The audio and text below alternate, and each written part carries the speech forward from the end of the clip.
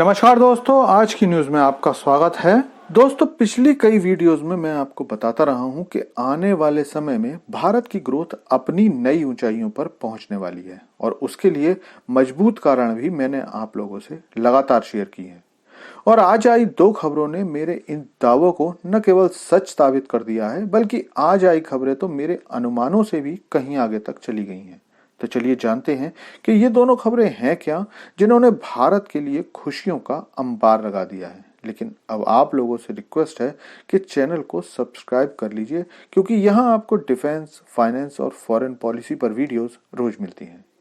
तो दोस्तों, पहली खबर भारत के एक्सपोर्ट को लेकर आ रही है। दरअसल जो आंकड़े सरकार ने जारी किए हैं, उनके अनुसार फरवरी 2024 में भारत का एक्सपोर्ट अप्रैल 2023 से फरवरी 2024 के बीच 11 महीनों में सबसे ज्यादा रहा है। आंकड़ों से पता चलता है कि फरवरी में भारत का एक्सपोर्ट लगभग 12% बढ़कर $41.5 बिलियन तक पहुंच गया है।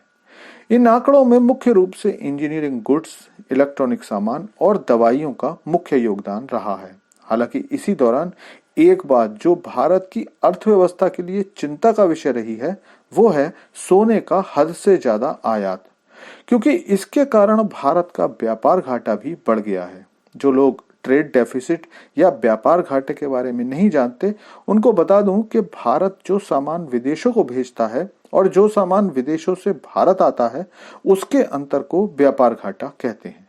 अगर भारत एक्सपोर्ट ज्यादा करता है तो ट्रेड डेफिसिट प्लस में होता है, और अगर भारत में इंपोर्ट ज्यादा होता है तो ट्रेड डेफिसिट माइनस में होता है।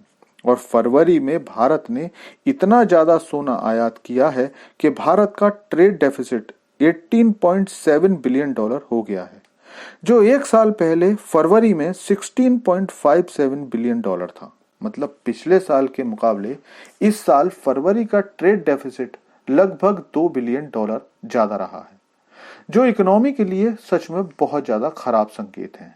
लेकिन एक्सपोर्ट इसी तरह बढ़ता रहा तो ये ट्रेड डेफिसिट जल्दी ही भारत कवर कर लेगा और भारत उसी तरफ तेजी से बढ़ रहा है। अब आते हैं दूसरी खबर की ओर। तो दोस्तों, भारत के बढ़ते एक्सपोर्ट से भारत को फायदा तो होना ही था, और यह फायदा भारत के विदेशी मुद्रा भंडार में होती बढ़ोतरी से पता चलता है, क्योंकि एक हफ्ते पहले भारत का विदेशी मुद्रा भंडार लगभग $6.5 बिलियन बढ़कर $625 बिलियन हो गया था।